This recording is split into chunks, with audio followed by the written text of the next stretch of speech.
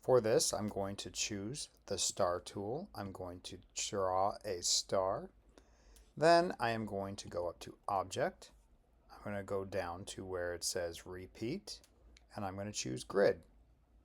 You can see I can drag this bar at the side to increase how frequently the stars are repeated, and I can drag at the bottom to do the same.